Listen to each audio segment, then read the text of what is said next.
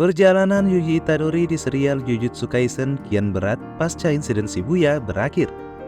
Bisa dibilang, Yuji memasuki babak baru yang lebih kelam dari sebelumnya, mengingat guru yang menjadi pelindungnya Gojo Satoru kini telah tiada. Seperti yang sudah kita saksikan di akhir season 2, pasca insiden Shibuya, situasi di beberapa wilayah di Jepang kian mencekam. Jutaan roh terkutuk yang disebar Kenjaku seakan menjadi teror baru bagi warga yang tinggal di sana. Bahkan banyak nyawa warga Jepang yang melayang akibat teror roh kutukan yang dikeluarkan oleh Kenjaku ini. Para penyihir Jujutsu terutama Yuji dan kawan-kawannya kini berusaha menghentikan teror baru ini plus berusaha membebaskan Gojo Satoru yang masih berada di dalam Prison Realm. Namun, usaha mereka tidak akan mudah, mengingat para petinggi Jujutsu mengeluarkan 5 keputusan yang cukup aneh terhadap para penyihir yang terlibat di insiden Shibuya. Ya, 5 keputusan para petinggi Jujutsu tersebut memanglah sangat aneh sekaligus penuh kontroversi. Pasalnya, Gojo Satoru, Masamichi Yaga, serta Yuji Itadori dianggap sebagai biang kerok atas terjadinya insiden Shibuya. Keputusan paling aneh yang dikeluarkan oleh para petinggi itu ialah tentu saja saat menyatakan Yuji Itadori harus dieksekusi mati setelah jaminan untuk tidak dihukum matinya dicabut. Parahnya lagi, orang yang ditugaskan untuk mengeksekusinya ialah Yuta Okkotsu, yang mana dia merupakan murid kesayangan dari Gojo Satoru. Dari sinilah prahara sekaligus permasalahan besar yang akan dialami Yuji nantinya dimulai. Nah, kali ini saya akan membahas momen-momen besar sekaligus mencekam yang terjadi pasca insiden Shibuya di Jujutsu Kaisen. Penasaran hal besar apa saja yang terjadi pasca insiden Shibuya? Kalau begitu, tak perlu berlama-lama lagi, mari kita masuk ke pembahasan.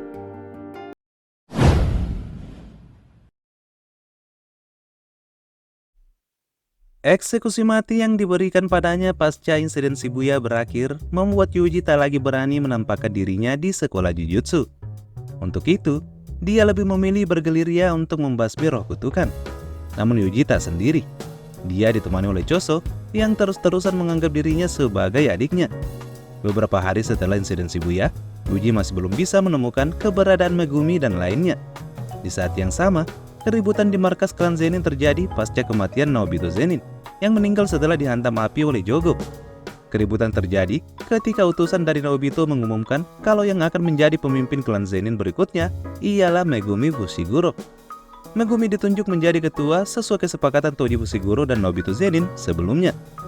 Selain kesepakatan dengan Toji, penunjukan Megumi juga diputuskan Naobito mengingat Gojo Satoru kini disegel. Tentu saja penunjukan ini membuat para petinggi klan Zenin murka. Yang paling marah tentu saja Naoya Zenin, anak dari Naobito yang tidak terima dengan penunjukan Megumi. Untuk itu, Naoya memilih untuk mencari Megumi dan membunuhnya agar dia bisa merebut pucuk pimpinan klan Zenin. Namun di saat Naoya mencari keberadaan Megumi, dia malah bertemu dengan Yuji dan Choso yang saat itu baru selesai berburu roh kutukan. Karena tidak menemukan Megumi, Naoya akhirnya menyerang Choso dan Yuji. Dia berhasil memojokkan Yuji dan Choso berkat kecepatannya saat itu. Namun tidak lama kemudian, Yuta Okkotsu mengejutkan mereka dengan kemunculannya secara tiba-tiba. Yuta langsung menyebutkan maksud kedatangannya dengan berkata bahwa dia akan mengeksekusi Yuji Itadori sesuai keputusan para petinggi Jujutsu. Maka terjadilah duel antara Yuta dan Yuji, sementara Naoya menghadapi Choso agar eksekusi Yuji oleh Yuta bisa terlaksana. Pertarungan tingkat tinggi antara Yuji dan Yuta pun terjadi. Dan di momen inilah, Yuta menyadari kalau pergerakan Yuji sama seperti yang dimiliki oleh Maki. Berkali-kali serangan Yuji dengan mudah dipatahkan oleh Yuta. Namun Yuta tetap tidak bisa melukai Yuji karena serangan baliknya selalu dimentahkan oleh Yuji. Hingga pada akhirnya Yuta memanggil Rika dari titik buta Yuji yang membuat Yuji tak bisa bergerak setelah dia ditangkap.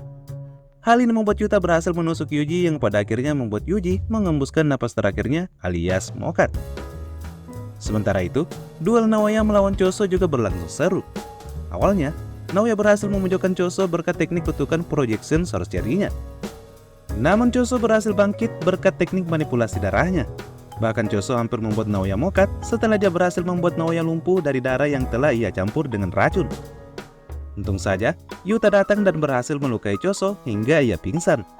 Yuta kemudian menyembuhkan Naoya dengan teknik kutukan pembalik, sembari menyuruh Naoya memberitahu para petinggi Jujutsu kalau misi mengeksekusi Yuji telah berhasil dilakukan oleh Yuta. Meski selamat berkat bantuan Yuta, Namun Naoya tetap merasa malu karena dia hampir saja dikalahkan oleh Choso.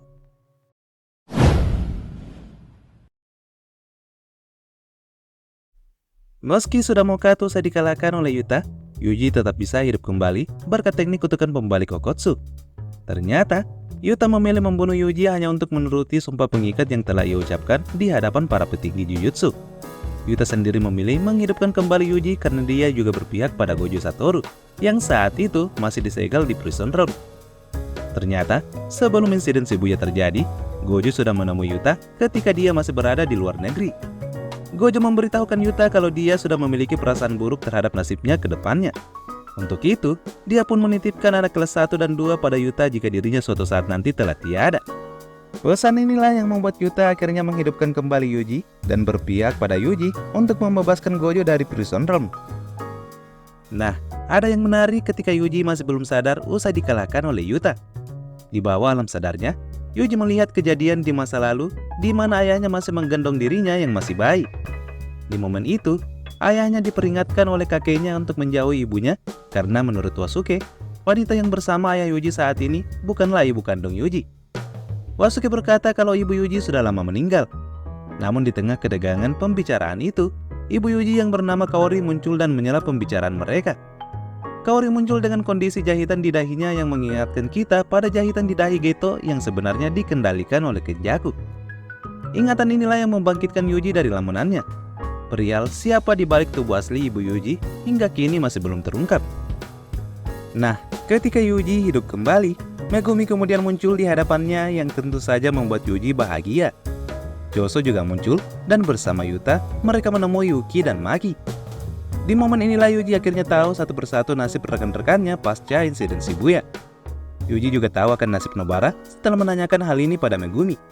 Meski Megumi tak memberitahukan secara pasti nasib dari Nobara, tetapi Yuji beranggapan kalau sepertinya Nobara sudah mokat setelah dihantam oleh Maito di insiden Shibuya.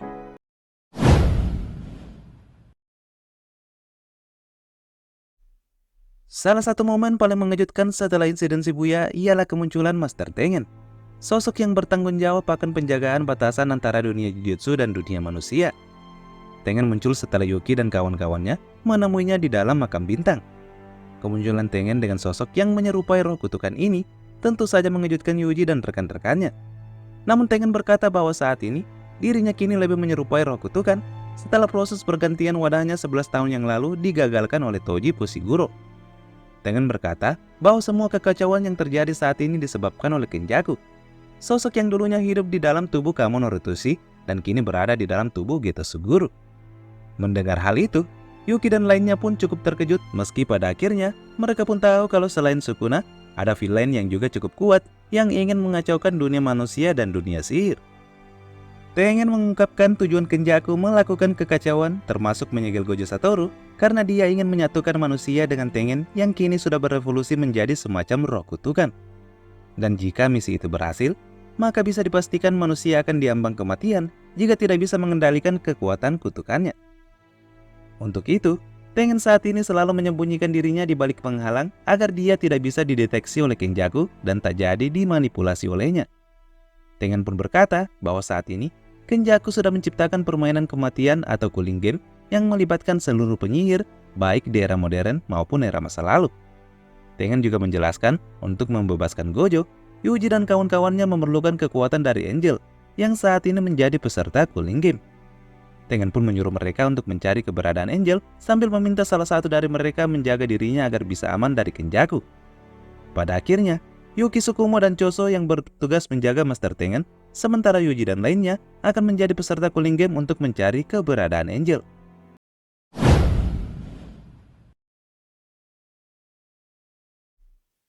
Momen paling memilukan pasca insiden Shibuya mungkin ada pada kasus kematian Masamichi Yaga.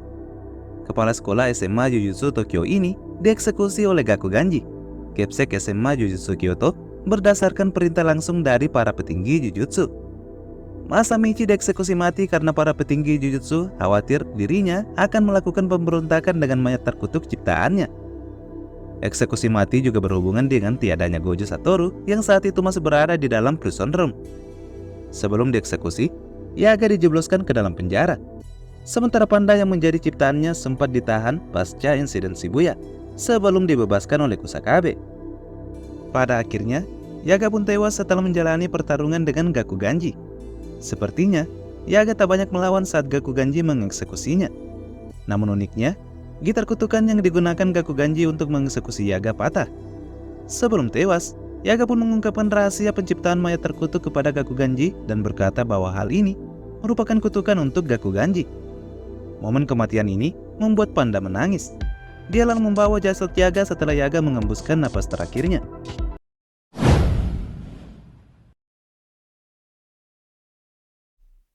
Ketika Maki berpisah dengan rekan-rekannya untuk kembali ke markas klan Zenin, dia malah melalui aksi yang sangat tidak manusiawi. Ya, Maki malah bertarung dengan ayahnya sendiri setelah dia dianggap sebagai produk gagal dari klan Zenin karena tidak memiliki energi kutukan. Ini semua bermula ketika Maki ingin mengambil beberapa benda pusaka atau alat terkutuk tingkat tinggi di gudang penyimpanan klan Zenin. Maki saat itu bebas mengambil alat terkutuk karena Megumi sebagai pewaris sah atau ketua baru klan Zenin memberinya keleluasaan. Namun sesampainya di sana, Maki malah melihat saudara kembarnya Mai Zenin sudah sekarat setelah dihantam ayahnya sendiri, Ogi Zenin. Maki pun segera menolong Mai, tetapi aksinya itu digagalkan oleh Ogi dengan mudah. Walhasil, Maki dan Mai dilempar ke penjara tempat roh kutukan buruan klan Zenin disandra. Ogi Zenin berharap Maki dan Mai akan mengakhiri hidupnya di tempat itu. Namun ternyata, dugaan Ogi salah besar karena di momen inilah Maki akhirnya memperoleh mode batasan surgawinya. Setelah Mai Zenin mengorbankan dirinya dengan membuatkan pedang pembebas jiwa mirip dengan yang dimiliki Toji Fushiguro. Maki pun segera bangkit dan tanpa banyak kata, dia langsung membunuh Ogi Zenin hanya dengan sekali tebasan. Kematian Ogi pun menyebar ke seluruh pasukan elit klan Zenin. Maki pun langsung dikepung oleh mereka. Skuad elit klan Zenin yakni Dehei langsung mengepungnya. Begitupun dengan unit Kukuru yang dipimpin Nobuaki Zenin juga ingin menyergapnya. Namun semuanya takluk dari Maki yang hanya menggunakan kekuatan fisiknya. Jinichi Zenin yang merupakan penyihir elit klan Zenin kemudian turun tangan. Maki sempat terdesak oleh teknik kutukan Jinichi Zenin karena di saat yang bersamaan penyihir berbakat klan Zenin yakni Ranta juga membantunya. Namun Maki bisa lepas dari serangan kedua penyihir ini. Maki bahkan membunuh Jinichi setelah memenggal kepalanya. Sementara Ranta ikutan mokat setelah kehabisan energi kutukan karena tekniknya mampu ditembus oleh Maki. Setelah kematian seluruh anggota skuad elit klan Zenin, Maki kemudian bertarung dengan Naoya Zenin. Tak butuh waktu lama Maki berhasil mengalahkan Naoya. Momen ini mengingatkan Naoya akan ketakutannya pada Toji Fushiguro yang memiliki kemampuan serupa Maki. Dalam hati Naoya, dia merasa iri mengingat dia yang menguasai teknik kutukan malah takluk dari orang yang tak memiliki energi kutukan sama sekali. Maki sebenarnya saat itu tidak membunuh Naoya. Namun ibunya yang terlanjur kecewa dengan klan Zenin malah menghabisi Naoya yang saat itu sudah sekarat. Prahara klan Zenin pun akhirnya berakhir pasca kematian Naoya dan ibu dari Maki.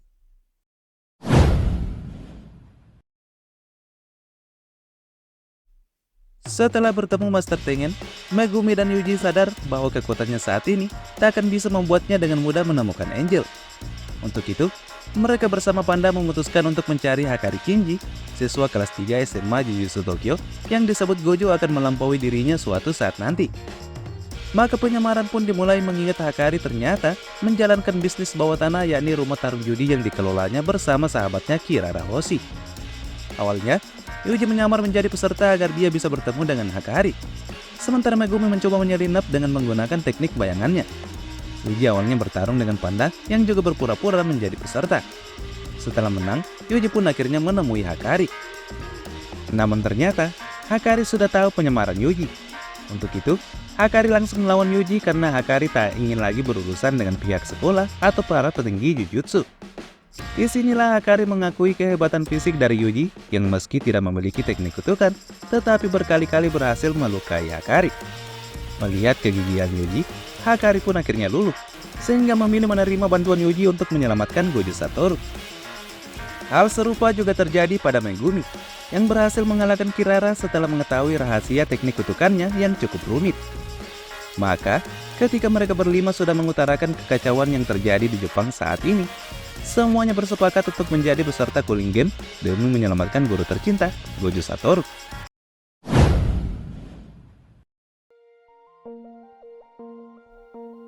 Cooling game adalah sebuah permainan kematian yang sangat mengerikan karena di dalam game ini hanya ada dua pilihan, yaitu mati atau hidup. Yuji dan kawan-kawannya berpencar untuk menjadi peserta cooling game demi menemukan Angel. Nah, ternyata di cooling game ini ada banyak aturan yang rumit yang membuat Yuji kesulitan untuk menemukan Angel. Para peserta di cooling game juga bermacam-macam.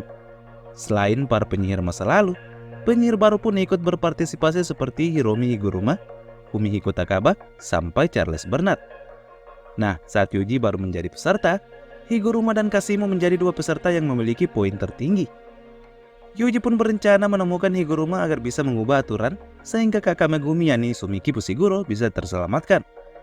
Mengenai cooling game ini, saya akan menjelaskannya secara rinci di lain waktu. Nah, demikianlah penjelasan saya mengenai hal apa saja yang terjadi pasca insiden Shibuya berakhir. Bagaimana menurut kalian? Jangan lupa isi di kolom komentar. Sampai jumpa di postingan selanjutnya. Saya Admin Ruang Sensei pamit undur diri.